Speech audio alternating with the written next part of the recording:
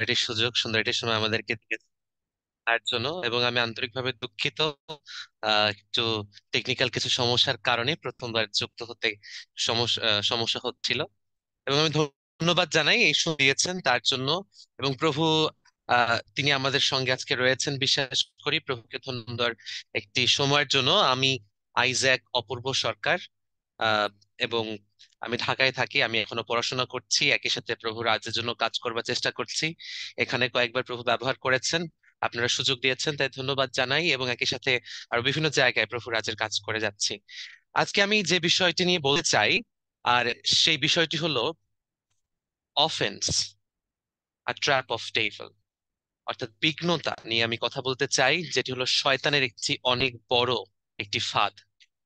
আর সেই অংশে যাবার আগে আমি একটু প্রার্থনা করতে চাই, আমি অনুরোধ করতে চাই যদি কেউ ছোট্ট একটু প্রার্থনা করেন আজকের বাক্যের জন্য।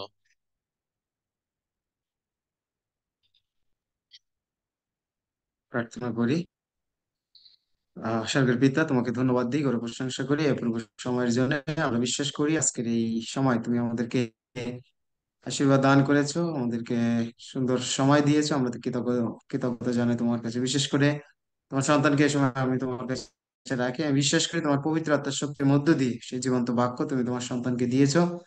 তুমি অনুগ্রহ করো যেন আজকে শ্রোতা বক্তা উভয়ে আমরা প্রচুর আশীর্বাদিত হতে পারি। নেটওয়ার্ক, ইন্টারনেট, অন্যান্য সমস্ত কিছু তুমি নিয়ন্ত্রণ করো। তোমার পবিত্র আত্মার পরিচালনা তুমি আমাদের উভয়কে দাও, যেন সেই পবিত্র আত্মার শক্তির মধ্য দিয়ে আমরা তোমাকে গৌরবান্বিত করতে পারি, তোমাকে মহিমান্বিত করতে পারি। সমস্ত ভাবনা ভার তুমি গ্রহণ করেছো, এই জন্য তোমাকে ধন্যবাদ দিই। ত্রাণকর্তা, মুক্তিদাতা প্রভু যিশু, তোমার পবিত্র নামে এই প্রার্থনা আমরা চাই। আমেন। আমেন। আমাদের বাক্যে যাবার পূর্বে আমরা ইসরায়েলের বিষয়ে একটু কথা বলতে চাই। ইসরায়েলকে প্রভু তিনি অনেক অনেক আশীর্বাদ করেছেন না, এবং তিনি তাদেরকে এতটা আশীর্বাদ করলেন, এতটা ভালোবাসলেন তাদেরকে, তিনি মিশরের বন্দিত্ব থেকে তিনি তাদেরকে রক্ষা করে নিয়ে আসলেন। এবং তাদের পুরো বিভিন্ন জায়গায় প্রান্তরে বিভিন্ন তাদেরকে ঘোরানোর পরে তিনি তাদেরকে দিয়ে একটি বড় শহরকে জয় করালেন। আমরা সেই ঘটনা প্রত্যেকে জানি। শহরটি ছিল জিহিরো না, জিরিহো নগর, যে নগরটি তারা জয় করেছিল। তারা কিন্তু খুব সহজে সেই জিরিহ নগরটাকে জয় করে ফেলেছিল। তারা সংখ্যায় এবং শক্তিতে জিরিহ নগরের সৈন্য এবং লোকদের থেকে কম ছিল, কিন্তু প্রভু তাদেরকে অনেক আশীর্বাদ করলেন এবং তারা, তাদের বেশটা কাজ করতে হয়নি। তারা সেই নগরের আহ চারপাশে ঘুরলেন, আর তারপর তারা তুড়ি বাজানেল এবং আরো কিছু কার্যক্রমের মধ্য দিয়ে সেই নগরের দেয়াল ভেঙে গেল। তারা তারপর সেটিকে খুব সহজেই জয় করে ফেলেছিলেন। এবং একই সাথে ইসরায়েলরা যেখানেই তারা যেতেন এবং প্রভু তাদেরকে যেখানে নিয়ে যেতেন, যেই দর্শন দেখাতেন, সেটি তারা প্রভুর আশীর্বাদের মধ্য দিয়ে খুব সহজেই তারা সেই জায়গায় জয়ী হতে পারতেন। কিন্তু একটি খুব সুন্দর ঘটনা রয়েছে, যে ঘটনা আমি যেতে চাই। এই ইসরায়েলের এই বিভিন্ন শহর জয় করার মধ্য দিয়ে, যখন এই জিরিহ নগরকে তারা জয় করলেন, এর ঠিক কিছু দিন পরেই ঈশ্বর তিনি জিহুশাইকে বললেন যে আরেকটি নগরের কথা, আর সেটির নাম হলো অয়। এবং যখন জিহুশয় তিনি লোক পাঠালেন, তখন দেখলেন যে নগরটি অনেক ছোট। এটি হচ্ছে একটি ছোট্ট একটি নগর, জিরিহ ছিল একটি বড় একটি শহর, কিন্তু ছোট্ট একটি নগর ছিল অয়। এবং সেখানে যদি তারা আক্রমণ করেন, তারা খুব সহজেই জিতে যাবেন, এমন একটি পরিবেশ, এমন একটি পর্যায় ছিল।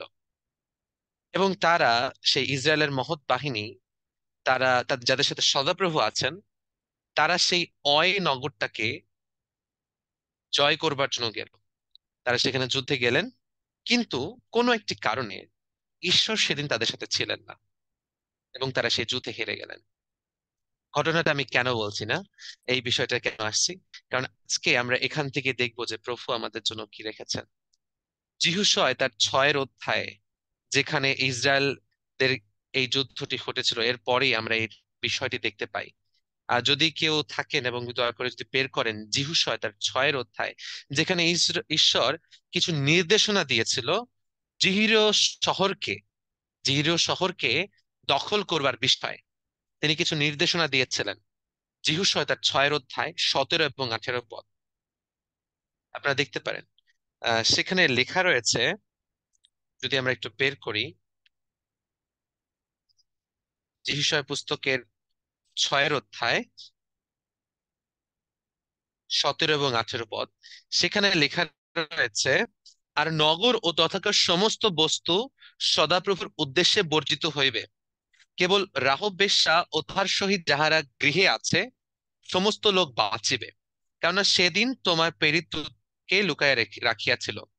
আর তোমরা সে বর্জিত দ্রব্য হইতে আপনাদিগকে সাবধানে রক্ষা করিও, নতুবা বর্জিত করিবার পর বর্জিত দ্রব্যের কিছু লইলে তোমরা ইসরায়েল শিবির বর্জিত করিয়া ব্যাকুল করিবে। ঈশ্বর তাদেরকে নির্দেশনা দিয়েছিলেন যে তোমরা ওই শহরটাকে জয় করো, কিন্তু তোমরা একটি কাজ করবে না। সেটি হচ্ছে, তোমরা জিরিহ শহরটিকে জয় করো, সেখানে তোমরা একটি কাজ করবে না। সেটা হচ্ছে জিহিরের কোনো দ্রব্য তোমরা নিজেদের ব্যক্তিগত সম্পদ হিসেবে নিতে পারবে না। এবং এই একটি নির্দেশনা ঈশ্বর তিনি দিয়ে দিয়েছিলেন। কিন্তু তারা আসলে কি করলেন? যদি আমরা একটু সামনের দিকে আগাই, তো আমরা দেখতে পারি যে 7 অধ্যায়, ঠিক 7 অধ্যায় আমরা দেখতে পাই প্রথম পদে সেখানে লেখা রয়েছে, কিন্তু ইসরায়েল সন্তানগণ বর্জিত বস্তু সম্বন্ধে সত্য লঙ্ঘন করিল, ফলত জিহুদী বংশীয় শেরয়ের সন্তান শব্দির সন্তান কর্মীর পুত্র আখন বর্জিত বস্তুর কিছু হরণ করিল, তাহাতে ইসরায়েলের সন্তানদের প্রতি সদাপ্রভুর ক্রোধ প্রজ্বলিত হইল। অর্থাৎ ঈশ্বর তাদেরকে যে নির্দেশনা দিয়েছিলেন, গাইড তাদেরকে দিয়েছিলেন, তারা তার বাইরে গেলেন। এবং তাদের মধ্যে একজন, মাত্র একজন, পুরো ইসরায়েল বাহিনীর মধ্যে মাত্র একজন, তিনি ঈশ্বরের বাক্যের অমান্য করলেন, এবং তিনি সেদিন সে জিরিয় নগরের সম্পদের থেকে কিছু অংশ নিজের হিসেবে রেখে দিলেন। এবং পরবর্তীতে যদি আমরা দেখি, তখন 7 অধ্যায় 10 এবং 12 পদে সেখানে বলা রয়েছে, যেখানে ঈশ্বর তিনি যিশুকে বলেন যে আমি তোমাদের উপর রাগ হয়েছি, এর কারণে তোমরা অয়ের মতন ছোট্ট শহরটি জয় করতে পারোনি, কারণ তোমাদের মধ্যে একজন যে কিনা আমার কথার অমান্য করেছে, এবং যে কিনা সেটি করেনি যে আমি বলেছি, এবং সেখান থেকে কিছু টাকা নিয়েছে, যার জন্য আমি তোমাদেরকে ছেড়ে গিয়েছি। খ্রিস্টান প্রিয়জন, এটি আমাদের জন্য খুব গুরুত্বপূর্ণ, কারণ মাত্র একজন from the whole church of Israel, ইসরায়েলের পুরো মণ্ডলীর মধ্য থেকে মাত্র একজন পাপ করলেন, এবং ঈশ্বর তাদের পুরো কংগ্রিগেশনকে ছেড়ে চলে গেলেন। তাদের পুরো ইসরায়েলের উপর থেকে তিনি চলে গেলেন। তিনি পরবর্তী যুদ্ধে তাদের সাথে ছিলেন না, কারণ মাত্র একজন তার অমান্য করেছে। প্রিয়জন, আজকে আমাদের চিন্তা করার বিষয়, আমাদের মণ্ডলীতে বর্তমানে কি অবস্থা রয়েছে। আমরা এখানে প্রত্যেকে রয়েছে বিভিন্ন মণ্ডলী থেকে, আজকে আমরা প্রেয়ার মিটিং এ যুক্ত হয়েছি। আমাদের প্রত্যেকে এক একজন এক এক মণ্ডলীর সদস্য এক একটা মণ্ডলীতে চাই, এবং আমাদের আসলে আজকে চিন্তার বিষয়, কারণ প্রভুর বাক্য বলছে, প্রভুর বাক্যে আমরা দেখতে পাচ্ছি যখন মাত্র একজন তিনি পাপ করলেন, পুরো ইসরায়েলের মধ্য থেকে সদাপ্রভু তাদেরকে ছেড়ে চলে গেলেন। কেন আসলে এমন ঘটে যখন আমাদের মধ্যে কেউ একজন ফল করে? আমরা যারা চার্চে রয়েছি, আমরা যারা চার্চের প্রত্যেকটি সদস্য, আমরা এক একজন এক একটা বিদ্যুতের খুঁটির মতো। বিদ্যুতের খুঁটি আমরা দেখেছি যে যখন সেখান থেকে বিদ্যুৎ যায়, একটা খুঁটির সাথে আরেকটা খুঁটির একটা কানেকশন থাকে, সেখান থেকে ওয়্যার গুলো যায়, তারগুলো যায়, যার মধ্য থেকে বিদ্যুৎ প্রবাহিত হয়। এবং যদি কখনো ঝড় হয়, যদি কখনো কোনো প্রাকৃতিক দুর্যোগ ঘটে, এবং একটা খুঁটি যখন ঝড়ে পড়ে যায়, তখন কি হয়? পুরো বিদ্যুতের সংযোগ বিচ্ছিন্ন হয়ে যায়, তখন আমাদের বাসায় কারেন্ট চলে যায়, না? আমরা যখন দেখি যে অনেক সময় ঝড় বাতাস হয়, তখন অনেক দিন, অনেক সময়, অনেক ঘন্টা পর্যন্ত ইলেকট্রিসিটি থাকে না, যখন এই একটা লাইনে, বিদ্যুতের একটি সংযোগের লাইনে সমস্যা হয়। ঠিক একইভাবে আমরা প্রত্যেকটি মণ্ডলীতে, আমরা প্রত্যেকটি সদস্য একে অন্যের সাথে কানেক্টেড, এবং আমাদের মধ্য থেকে পবিত্র আত্মার একটি প্রভাব প্রবাহিত হচ্ছে, একটি ঢেউ প্রবাহিত হচ্ছে। যখন আমাদের মধ্যে কেউ একজন পড়ে যায়, এই আহ লোকের মতন, এই যে যিনি পাপ করলেন এখন, তার মতন যখন কি একজন ঈশ্বরের অমান্য করে, তখন আমাদের পুরো মণ্ডলীর উপরে প্রভাবটা পড়ে। তো শয়তান সবসময় চেষ্টা করে যেন দলের থেকে একজনকে আলাদা করে নিয়ে আসতে পারে। কারণ আমরা বাক্য বলতে, শয়তান গর্জনকারী সিংহের ন্যায়। আর সিংহ কিভাবে শিকার করে যদি আমরা দেখি, সেই টিভিতে অনেক সময় আমরা দেখতে পাই যে সিংহ কিন্তু দলের ভিতরে যখন একসাথে অনেকগুলো হরিণ বা একসাথে অনেকগুলো মহিষ থাকে, সিংহ কিন্তু সেখান থেকে গিয়ে একটিকে ধরে নিয়ে আসতে পারে না। সিংহের একটি টেকনিক রয়েছে। সিংহ সিংহীরা সাধারণত শিকার করে একসাথে, তারা দল বেঁধে অনেকে। কয়েকজন তারা করে কি, পুরো আহ যে শিকার থাকে শিকারের দলকে তারা ধাওয়া করে। আর যখন ধাওয়া করে তারা একটির উপর ফোকাস করে, একটি শিকারের উপর ফোকাস করে, এবং সেই শিকারকে তারা দল থেকে আলাদা করে। এবং যখন তাকে দল থেকে আলাদা করতে পারে তখন বাকি সিংহরা তার উপরে লাফিয়ে পড়ে এবং সেভাবে তারা শিকার করে। ঠিক একইভাবে শয়তান আমাদেরকে এভাবে শিকার করে। শয়তান প্রথমে আমাদেরকে আমাদের খ্রিস্টীয় মণ্ডলীর থেকে আলাদা করে, আমাদের মধ্য থেকে, আমাদের একতা থেকে, আমাদের ইউনিটি থেকে আলাদা করে। আর আলাদা করবার পরে শয়তান তার উপরে ঝাঁপিয়ে পড়ে। এবং এভাবে প্রতিনিয়ত শয়তান আমাদের মণ্ডলীগুলোকে দুর্বল করে যাচ্ছে। বিশেষত প্রিয়জন, শয়তান যে এই ফাঁদগুলো ব্যবহার করে তার মধ্যে একটি ফাঁদ যেটি নিয়ে আজকে আমি বলতে চাই, সেটি হলো অফেন্স বা বিঘ্নতা। যদি আমরা দেখি মথি তার 24 অধ্যায়, যদি কেউ একজন পাঠ করেন মথি তার 24 অধ্যায় 4 থেকে 14 পদ, সেখানে কি লেখা রয়েছে?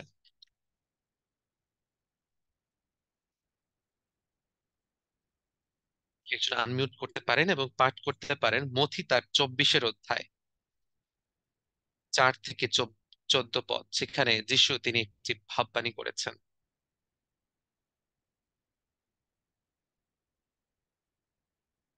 যদি কারো কাছে না থেকে থাকে।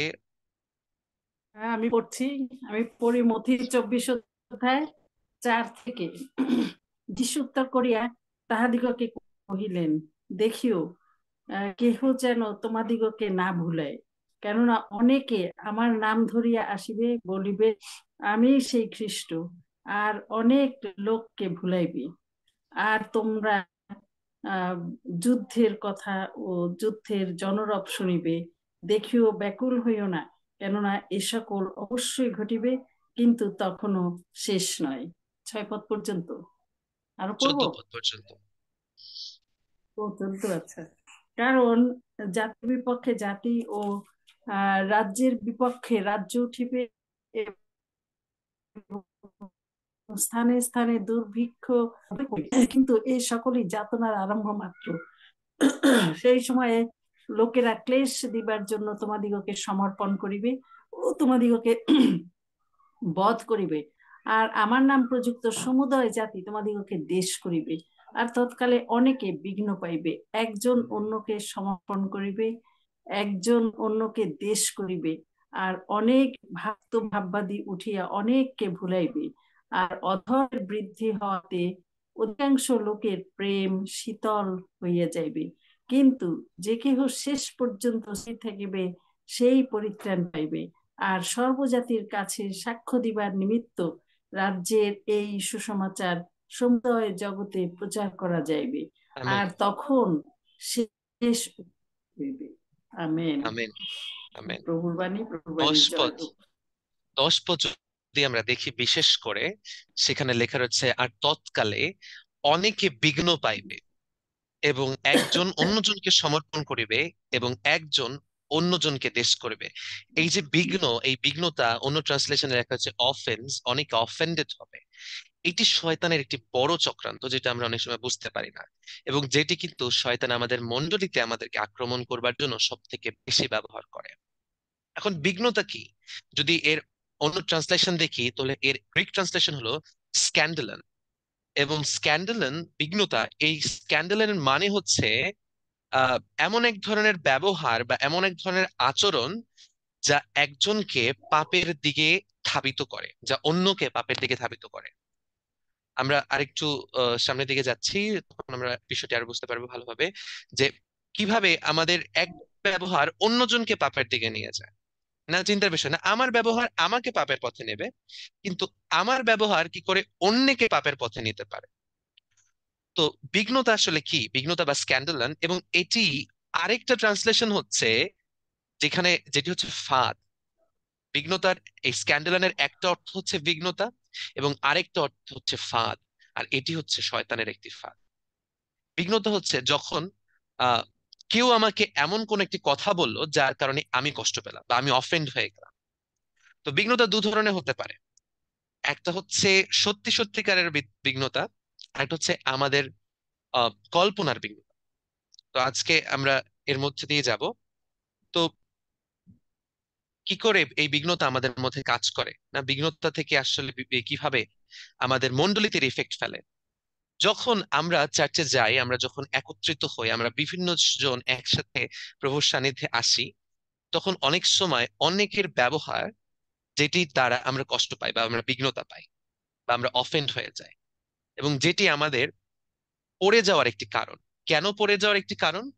কারণ গীতসংহিতা তার 55 অধ্যায় 12 থেকে 14 পদে সেখানে রাজা দাউদ তিনি অনেক সুন্দর একটি কথা বলেছেন, কেন চার্চের মধ্যে বা আমার নিজেদের লোকের কাছ থেকে যদি কোনো একটি কথার দ্বারা আমি কষ্ট পাই, তবে সেটি কেন আমার পড়ে যাওয়ার কারণ হয়, বা সেটি কেন প্রভুর থেকে আমাদের বিচ্ছিন্ন হওয়ার কারণ হয়, এবং শয়তান কি করে সেটিকে ফাঁদ হিসেবে ব্যবহার করে।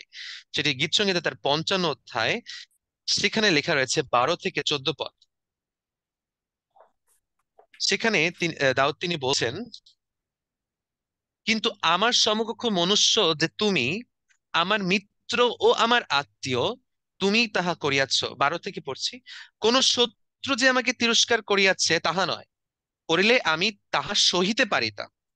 বিদ্বেষী আমার বিরুদ্ধে দর্প করে নাই, করিলে তাহা হইতে আপনাকে লুকাইতাম। কিন্তু আমার সমকক্ষ মনুষ্য যে তুমি, আমার মিত্র ও আমার আত্মীয়, তুমি তাহা করিয়াছ। আমরা একত্র হইয়া মধুর মন্ত্রণা করিতাম, আমরা সদলে ঈশ্বরের গৃহে গমন করিতাম। আমেন। এর সাথে প্রিয়জন, রাজা দাউদ তিনি বলছেন যে যদি আমার শত্রু আমাকে তিরস্কার করে, আমার শত্রু যদি আমাকে মন্দ কথা বলে, আমার শত্রু যদি তার ব্যবহারের মধ্য দিয়ে, তার আচরণের মধ্য দিয়ে আমাকে কষ্ট দেয়, তবে আমি তা সইতে পারতাম, কারণ সে আমার শত্রু, তার কাছ থেকে আমি সেটি আশা করি। কিন্তু যদি আমার মিত্র, এবং যার সাথে বলছে, যে আমার মিত্র, যে আমার আত্মীয়, এবং যার সাথে আমি ঈশ্বরের গৃহে সদলে গমন করি, অর্থাৎ আমার মণ্ডলী, অর্থাৎ আমার চার্চের লোক, তাদের কাছ থেকে যদি আমি কষ্ট পাই, তবে সেটি আমাকে আঘাত করবে। এবং শয়তান এটিকে ব্যবহার করে আমাদের মধ্যে বিচ্ছেদ ঘটানোর জন্য। এসতে প্রিয়জন, খুবই খুবই গুরুত্বপূর্ণ একটি বিষয়, কারণ আমরা অনেক সময় বুঝতে পারি না শয়তান কিভাবে, কখন সেই গর্জনকারী সিংহের নয়, কখন কাকে গ্রাস করবে তার জন্য ঘুরছে।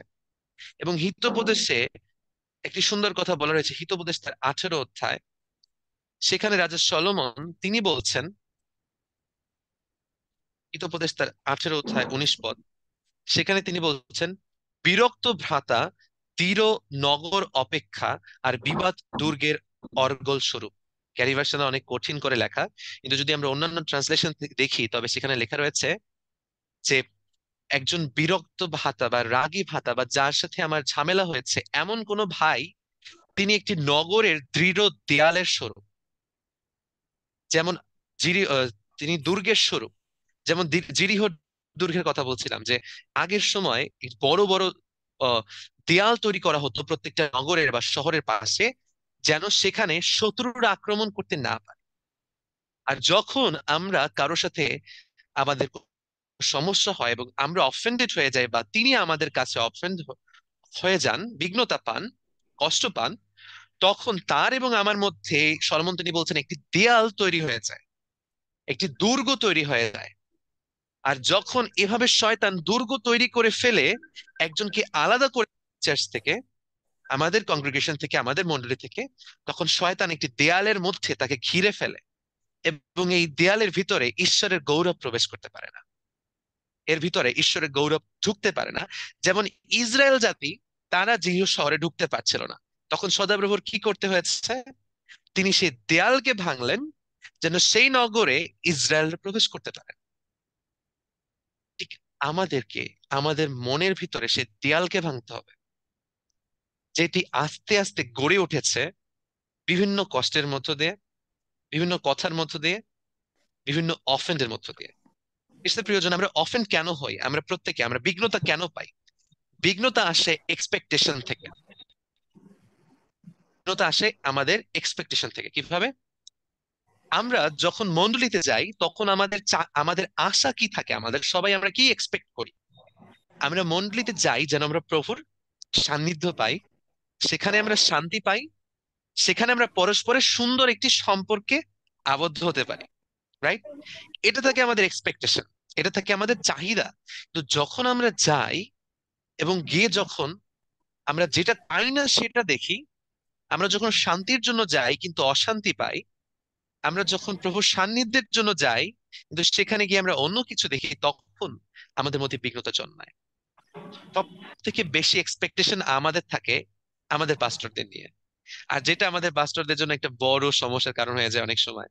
তারা অনেক সময় একটা বড় সমস্যা ফেস করেন, কারণ পুরো কংগ্রেগেশন তাদের দিকে তাকিয়ে থাকেন এবং তাদের কাছে অনেক ইস্যু এক্সপেক্ট করেন, এবং যখন তারা তাদের পর্যাপ্তটা দিতে পারেন না, ইভেন অনেক সময় একটি একটি একটি সুন্দর সারমন না শুনবার কারণে কিন্তু আমরা অফেন্ড হয়ে যাই। আমরা চার্চে যাই, আমরা সবসময় আশা করি যে আমরা চার্চে গিয়ে আমরা সুন্দর আরাধনায় অংশগ্রহণ করব, আমরা সুন্দর একটি সারমন শুনবো, আমরা সুন্দর একটি সময় কাটাবো। যখন কোনো একটি না হয়, তখন আমরা বিঘ্নতা পাই এবং আমরা একটু একটু করে পিছিয়ে যাই, এবং শয়তান আস্তে আস্তে এই বিঘ্নতার থেকে একটি বড় বড় দেয়াল তৈরি করে। আর তখন কি হয়, এক সময় আমাদের যখন এক্সপেকটেশন পূরণ হয় না, তখন আমরা কি করি, চার্চ শিফট করি, এখান থেকে আরেক জায়গায়, আরেক জায়গা থেকে আরেক জায়গায়। এভাবে করে শয়তান আমাদেরকে বিভিন্ন জায়গায় ঘুরায় এবং আমাদের বিশ্বাসকে দুর্বল করে, এবং এক সময় শয়তান আমাদেরকে গ্রাস করে।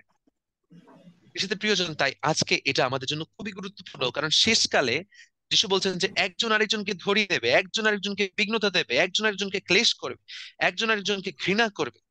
এবং তাই হচ্ছে, আমরা বিঘ্নতা আমাদেরকে ঘৃণার পথে নিয়ে যায়। যখন আমরা কারোর সাথে আমরা, এবং বিঘ্নতা কিছুটা কোভিড-19 মতন আমি বলতে পছন্দ করি। কারণ কোভিড-19 কি ছিল, যে একজন আরেকজনের সংস্পর্শে যাওয়া যাবে না, যদি যাই আমরা তবে কি হয়, ছড়িয়ে যাবে না।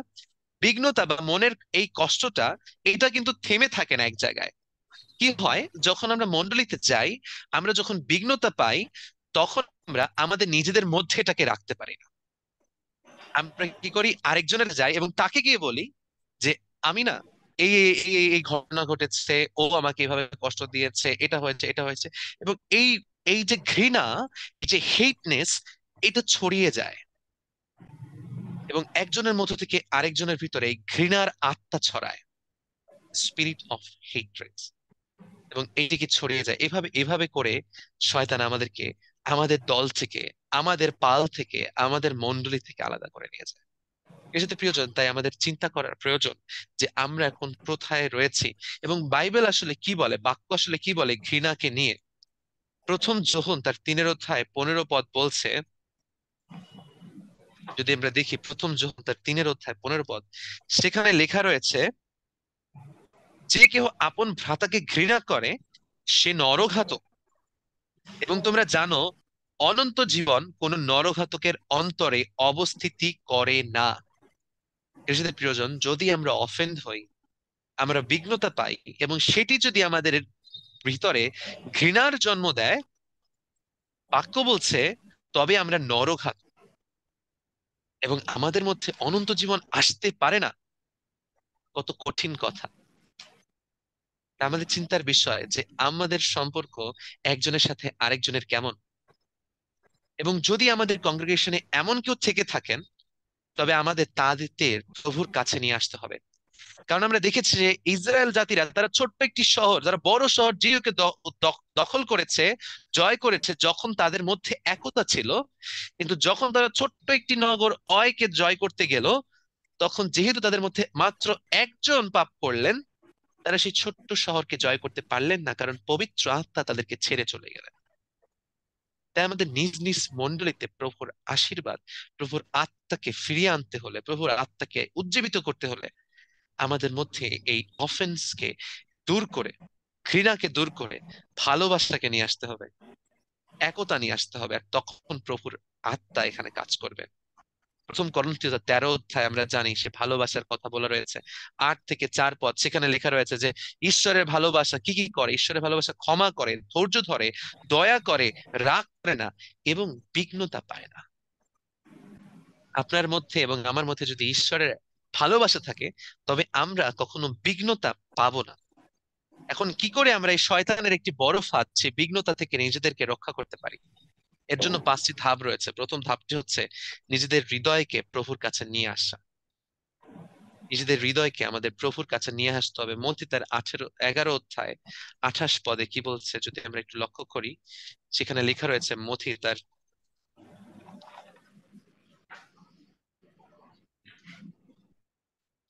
11 অধ্যায়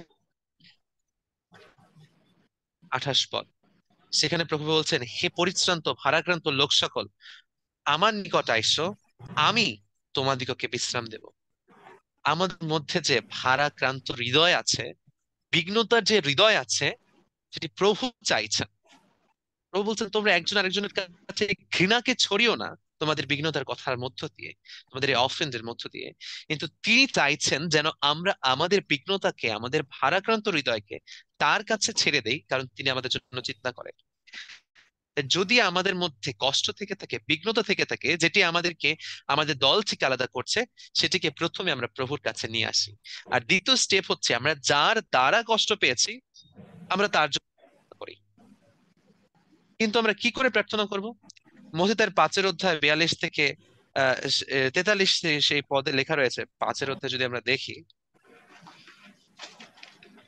যেখানে প্রভু তিনি পর্বতের উপরে, পাহাড়ের উপরে বসে তিনি শিক্ষা দিচ্ছেন, সেখানে তিনি বলছেন তোমরা 43 পদে, তোমরা শুনিয়াছ উক্ত হইয়াছিল তোমরা প্রতিবেশীকে প্রেম করিবে এবং শত্রুকে দেশ করিবে, কিন্তু আমি তোমাদিগকে বলেছি তোমরা আপন আপন শত্রুদিগকে প্রেম করিও, যারা তোমাদের তাড়না করে তাদের জন্য প্রেরণা করিও, যেন তোমরা আপনাদের স্বর্গস্থ পিতার সন্তান হও, কারণ তিনি ভালো মন্দ উভয় লোকের উপরে সূর্য উদিত করেন এবং ধার্মিক অধার্মিক উভয়ের উপরে জল বর্ষান। কেননা যাহারা তোমাদিগকে প্রেম করে তাহাদিগকেই প্রেম করিলে তোমাদের পুরস্কার হইবে, করগ্রাহীরাও কি সেই মতো করে না? আর তোমরা যদি কেবল আপন আপন ভ্রাতাকে মঙ্গলবাদ করো, তবে অধিক কি কর্ম করো? পরজাতীয়রা কি সেরূপ করে না? অতএব তোমাদের স্বর্গীয় পিতা যেমন সিদ্ধ, তোমরাও তেমনি সিদ্ধ হও। সাথে প্রিয়জন, প্রভু বলছেন যে তোমরা শুধু ক্ষমা করবে, তোমরা যে প্রেম করবে তোমাদের শত্রুদের, শুধু তাই নয়, তোমরা বরং তাদের জন্য প্রার্থনা করো। কিন্তু কেমন প্রার্থনা করব? প্রভু আহ কাছে আমরা বিভিন্ন সময় প্রার্থনা করি না? আমরা অনেক সময় বলতে পারি যে প্রভু, আমি আমার সাথে অনেক ঝামেলা, তুমি এর কিছুটা ঠিক করো, এই লোকটা আমার সাথে এইটা করছে সেটা করছে। আমরা অনেক সময় প্রভুর কাছে অনেক নালিশ নিয়ে আসি, অনেক কথা বলি। কিন্তু আসলে আমাদের প্রভুর কাছে আমাদের শত্রুর জন্য কেমন প্রার্থনা করা উচিত? আমাদের শত্রুর জন্য আমরা প্রভুর কাছে কেমন প্রার্থনা করা উচিত?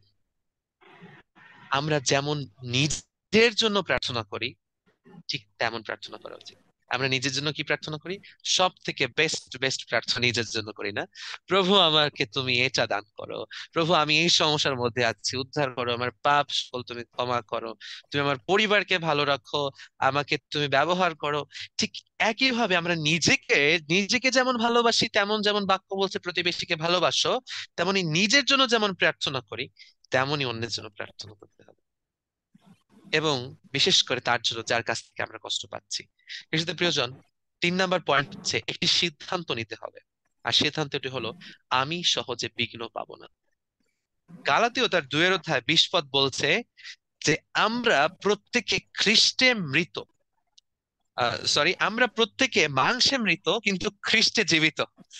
আমরা প্রত্যেকে যখন খ্রিস্টকে গ্রহণ করেছি তখন আমরা মারা গেছি এবং আমরা খ্রিস্টে এখন জীবিত আছি।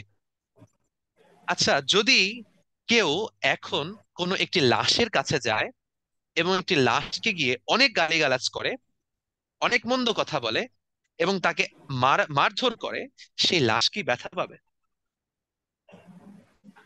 সেই লাশ কি কোনো রিয়াকশন দিবে না? তাকে যতই গালিগালাজ করা হোক, যতই মন্দ কথা বলা হোক, তিনি অফেন্ড হবেন না, বিঘ্নতা পাবেন না। ঠিক আমরা মৃত। আমাদের সবসময় স্মরণ রাখতে হবে যে আমরা আমরা এখন খ্রিস্টে জীবিত, আমাদের মানসিক শরীর মৃত। তাই যত লোকের যা বলুক আমায়, না আমাদেরকে যা কিছু বলুক, আমরা প্রভুরই, আমরা প্রভুতে জীবিত। তাই আমরা যেন অফেন্ড না হই, প্রভু রাজ্যের জন্য আরো দৃঢ়ভাবে কাজ করে যাই। খ্রিস্টের প্রিয়জন, চতুর্থ যে বিষয়টি আর সেটি হলো পুনর্মিলন।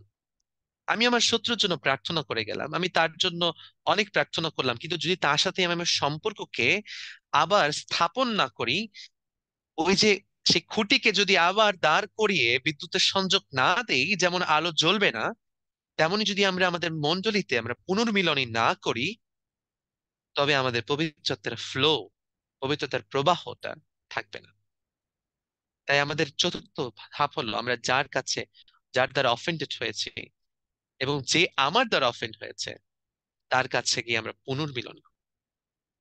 এবং বাক্য সেই কথাই বলছে, মথী তার 18 অধ্যায় 21 থেকে 35 একটি ঘটনা রয়েছে, আমরা প্রত্যেকেই জানি যে একজন তিনি ঋণ করেছিলেন এবং তিনি যখন তার মালিকের কাছে গেলেন এবং মালিক যখন তাকে ধরলেন এবং বললেন আমার সব ঋণ দিতে হবে, না হলে আমি তোমাকে জেলখানায় পুরবো, এটা করবো সেটা করবো, তখন তিনি যখন ক্ষমা চাইলেন, বললেন আমি অনেক সমস্যার মধ্যে আছি, এটা আছি সেটা আছি, তখন মালিক তার ঋণ ক্ষমা করে দিলেন। আর সেই লোক যখন বাইরে গেলেন এবং তার অন্তর্ভুক্ত একটি দাসের সাথে তার দেখা হলো, আর সেই দাসের কাছে তিনি টাকা পাইতেন, আর তখন তিনি কি করলেন, তার ঋণ তিনি ক্ষমা না করে তিনি তাকে শাস্তি দেবার ব্যবস্থা করলেন। আর তখন সেই প্রথম দাস তিনি তার মালিকের কাছে অপরাধী হয়ে গেলেন এবং তার মালিক তাকে অনেক শাস্তি দিলেন। এর সাথে প্রিয়জন, ঠিক একইভাবে বাক্য আমাদেরকে বলছে যে আমরা প্রভুর কাছ থেকে ভালোবাসা পেয়েছি, প্রভুর কাছ থেকে আমরা অনুগ্রহ পেয়েছি, ক্ষমা পেয়েছি বিনামূল্যে, যেন আমরা বিনামূল্যে দিতে শিখি। বাক্য আমাদের এই শিক্ষাই দিচ্ছেন। আমরা অনেক সময় বলি যে আমি গিয়ে পুনর্মিলন ঘটাবো যখন সে আসবে, না আমরা বলি যখন সে আমার কাছে ক্ষমা চাইবে তখন আমি তাকে ক্ষমা করবো, যখন সে আমার কাছে আসবে এবং বলবে সরি, তখন আমি ঠিক করব। কিন্তু প্রভু কি করলেন? আমরা এখানে যারা আছি আমাদের প্রত্যেকের জন্মের পূর্বেই প্রভু আপনার আমার জন্য প্রাণ দিলেন, আমাদের জন্য একটি ক্ষমার ব্যবস্থা করে দিলেন, আমাদের জন্য তিনি ক্ষমা দিলেন। আমরা চাইবার পূর্বে কেউ তার কাছে চাইনি, কিন্তু তিনি আমাদেরকে দিলেন একটি নতুন পথ, একটি নতুন রাস্তা, পাপের থেকে ক্ষমা। ঠিক একইভাবে আমরা যেমন প্রভুর কাছ থেকে পেয়েছি, আমরাও যেন অন্যকে সেভাবে দিতে পারি। এবং এই অফেন্স হওয়া থেকে বাঁচার আরেকটি ধাপ হলো, পঞ্চম ধাপ এবং সর্বশেষ ধাপ, সেটি হচ্ছে আমাদের স্মরণ করতে হবে যে খ্রিস্টে আমাদের পরিচয় কি। আমি আরেকটি উদাহরণ দিতে চাই। আহ যেমন আমরা যদি আমাদের বর্তমান দেশের দিকে তাকাই, শুধু আমাদের দেশ নয়, বিশ্বের প্রত্যেকটি দেশের দিকে তাকাই, সেখানে যারা পলিটিশিয়ানসরা রয়েছেন, যারা সরকার রয়েছেন, গভর্নমেন্ট রয়েছেন, তাদেরকে অনেক কথা শুনতে হয় না? সাধারণ মানুষ তাদেরকে নিয়ে অনেক ধরনের কথা বলেন, কিন্তু তারা শেষ প্রত্যেকটি কথাকে, একটি দেশের প্রাইম মিনিস্টার এবং প্রেসিডেন্ট, তারা যদি সাধারণ মানুষের প্রত্যেকটি কথাকে তাদের গায়ে লাগান, তারা কিন্তু চলতে পারবেন না। প্রতিদিন তাদের হাজার হাজার মানুষ তাদেরকে বিভিন্ন ধরনের কথা বলে, কিন্তু তারা গায়ে কেন লাগান না?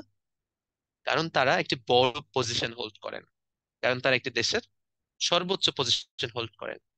আমাদেরকে চিন্তা করতে হবে, আমরা যারা বিশ্বাসী আমাদের পরিচয় কি?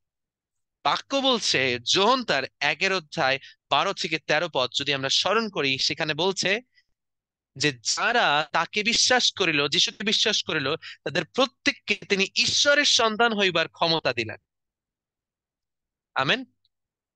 আমাদের পরিচয়, আমরা রাজার ছেলে মেয়ে, আমরা প্রত্যেকে ঈশ্বরের সন্তান। তাই আমরা যদি অফেন্ড হই, তাহলে সে বিষয়টি কেমন দেখাবে? কারণ আমরা যেন কোনো কথা গায়ে না লাগাই, কারণ আমরা প্রত্যেক ঈশ্বরের সন্তান। লোকে যা বলুক আমায়, আমি প্রভুর সন্তান। কিছুতে প্রিয়জন, তাই আসুন আমরা আরেকটিবার স্মরণ করি আমাদের এই বিষয়গুলো, কারণ আমরা যতক্ষণ না একত্রিত না হব, যখন আমাদের মধ্যে ইউনিটি না থাকবে, ততক্ষণ পর্যন্ত পবিত্রতার ফ্লো আমাদের মধ্যে আসবে না। যোহন তার 17 অধ্যায় 11 পদে, সেখানে যীশু খ্রিস্ট তিনি পিতা ঈশ্বরের কাছে প্রার্থনা করেছিলেন তার শিষ্যদেরকে ছেড়ে যাবার আগে।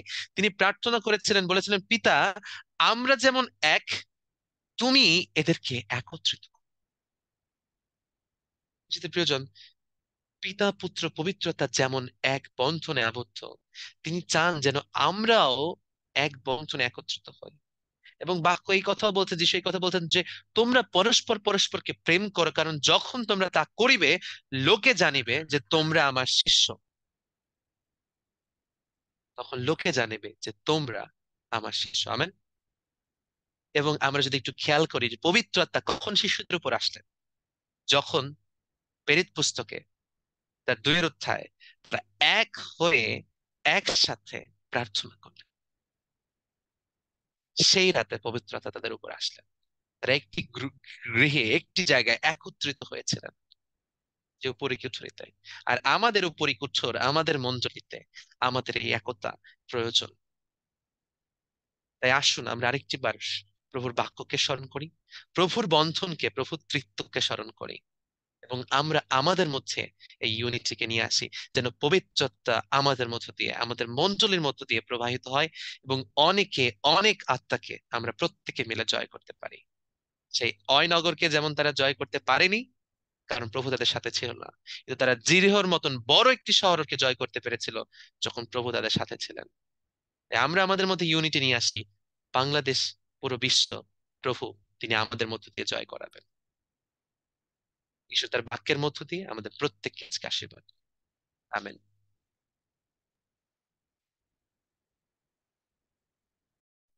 আমেন।